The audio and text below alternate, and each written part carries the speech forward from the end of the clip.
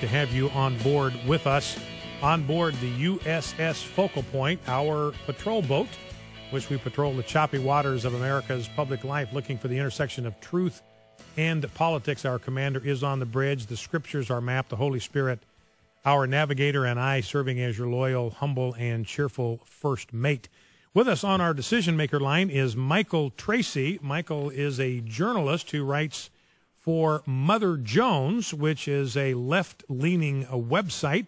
Ran into Michael at the Response on Saturday. In fact, he interviewed me, did a piece that appeared on their website yesterday. Michael, welcome to Focal Point with Brian Fisher.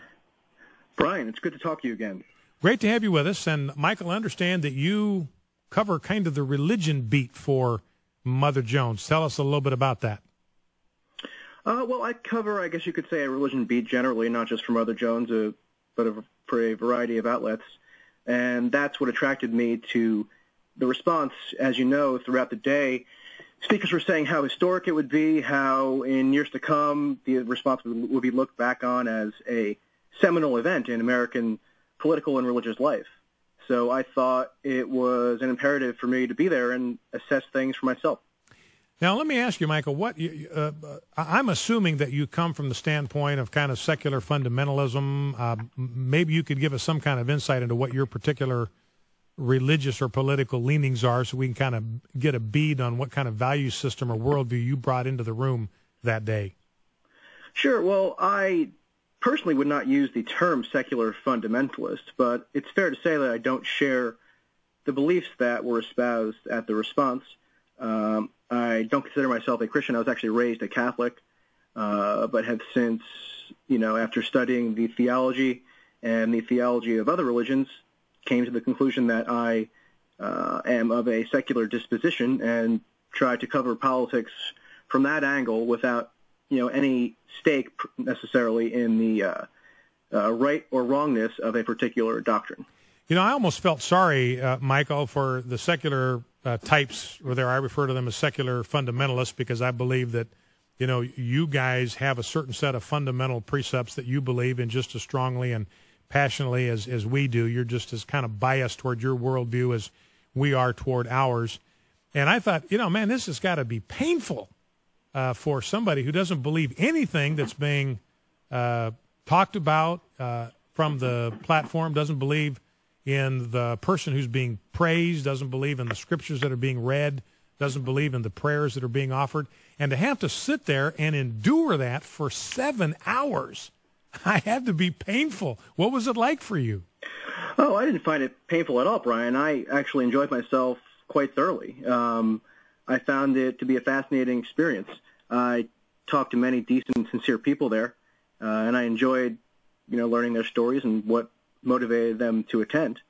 And in fact, I think that's one of the reasons I find it to be such a shame that their participation in the event is being what I consider to be misrepresented by the organizers and those handling public relations for Governor Perry.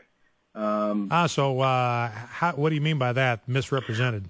Well, as you said, I was there, and my conclusion was that the only way the Response could be considered an apolitical event is if we somehow adopted an arbitrarily narrow view of politics.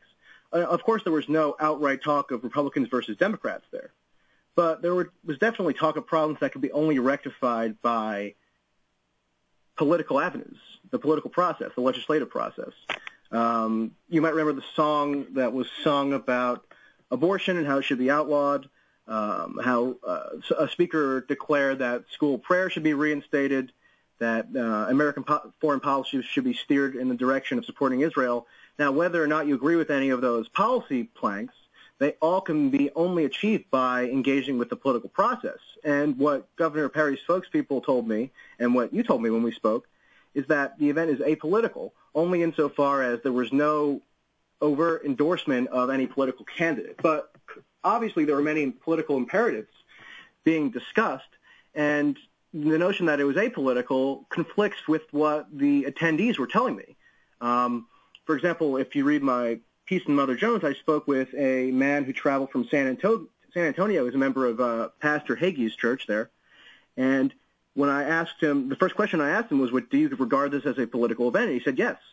And I asked him why, and well, he said that because he is dissatisfied with the current state of affairs regarding the U.S. government, and he felt that Governor Perry could address those problems if he were elected president. Well, but it seems to me, Michael, and this sentiment was echoed among many other people.